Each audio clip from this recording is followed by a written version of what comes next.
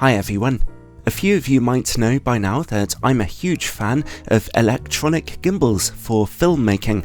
They're incredibly useful and effective and fun to use, and when they don't give you perfectly stable results, you can always use a little warp stabilizer in editing to finish the job and get incredible footage. They let you walk around, move, you can use a monopod to give you a crane effect in your footage. They're incredibly useful, very enjoyable.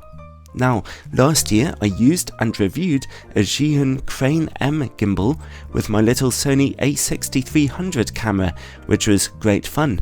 Since then, competition in the market has seriously heated up. Recently, I've been trying out a bigger gimbal, designed for bigger camera setups from a different manufacturer this time, the Moza Air. It's been handy for me as I've just bought a much bigger camera, a full-frame Sony a7R II. The Moza Air is built by the Chinese Goodson Corporation and is for camera and lens setups up to 3.2 kilograms, and it has one or two extra features over competing gimbals which may or may not make it an extra interesting option for you. I'd like to say thank you to the Goodson Corporation for sending me a test sample for review, although as usual this is a totally independent test. The gimbal costs around $600 and its build quality is really nice. All the parts are tightly machined and it comes in a handy briefcase which lets you carry all its accessories with you. In a lot of ways it works just like other electronic gimbals. You need to balance your camera onto the gimbal as best as you can by adjusting it in 4 different axes.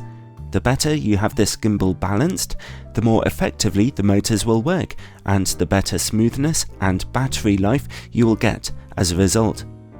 Then, when the camera is properly balanced on all its axes, you can safely turn the gimbal on, and after a moment it zips into position. I found that the footage I got with the gimbal was reasonably smooth, considering the quite large camera and lens combinations I was using. Its responsiveness to my turning the handle left and right was okay. It certainly pans nice and smoothly. Like other gimbals though, it doesn't work magic. You still have to tread as carefully as you can when you're walking for best results, so climbing around mountains will give you a bumpy ride. But it's still a huge improvement over not using the gimbal at all. This gimbal has 4 different modes and you can access them in use by pressing the gimbal's control button quickly the appropriate number of times. There are the 3 standard modes. The first mode allows you to twist the handle to pan the camera left and right, but keeps the camera from tilting up and down. The second mode also lets you pan left and right, but it also lets you smoothly look up and down by tilting the gimbal. Useful. Thirdly, there's a mode that locks your camera forward, so no tilting and no panning. Useful if you're trying to walk down a corridor and you're shooting that way. And finally, there's a really cool 4th mode, which lets you smoothly roll the gimbal as well. I can think of a few scenarios where that could be quite handy. The footage looks neat.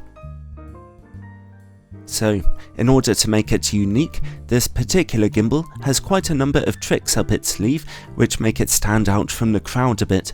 Let's take a look. As you might have noticed already, in the box there is a 2-handed grip included as standard, which some people prefer to use for a bit of extra sturdiness. Some people find that really useful.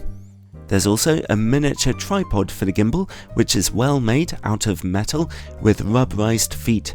Make sure you're on a sturdy surface though. The gimbal package also includes a handy thumb controller, which increases your control over the device. First, you need to pair the thumb controller with the gimbal itself, and then away you go. You can control the gimbal's direction from the thumb controller however you like. And the thumb controller gives you access to lots of extra features as well. You can select the appropriate weight for the camera and lens combination that you're using. A guide for doing this is to choose the heaviest weight you can where the camera doesn't shake if you forcibly tilt it. if you're using a Canon camera on a gimbal and plugging it in for extra control, then the thumb controller can be used to adjust focus if you're using a Canon USM lens, which is a handy feature. Here, you can adjust the speed at which you focus by giving the speed button a quick press. If you hold down the speed button longer, then you'll adjust the speed at which the joystick works, which is a handy option. You can calibrate its smoothness. You can also make all other kinds of adjustments on the fly using the thumb controller, including changes the motor's torque level, its follow speed, and also you can calibrate the gimbal on the fly. Make sure you use the thumb controller to turn the gimbal's motors off first, and make sure the gimbal is on a level surface and kept still. It's a good idea to calibrate the gimbal once in a while just to make sure it's accurately level. The Moza Air also works with the Moza Assistant app on your phone, activated by Bluetooth. Using the app on your phone, you can check the battery level accurately, which is a seriously useful feature. Here you can see that, after probably about half an hour's usage, the battery level is still nice and high. Not bad at all. The batteries should last for about 8 hours. You can control the gimbal from the app quite nicely, and also make the other adjustments that you can using the thumb controller, including calibration. On the Moza Assistant app, there's another really interesting feature included though, the advanced time-lapse mode, which will turn the gimbal into an intervalometer for your camera, while also smoothly moving in any preset direction you like. This feature alone is so fantastically neat that I'm going to make a separate video all about it soon, once the weather here in Wales improves and I can test it properly. Watch this space.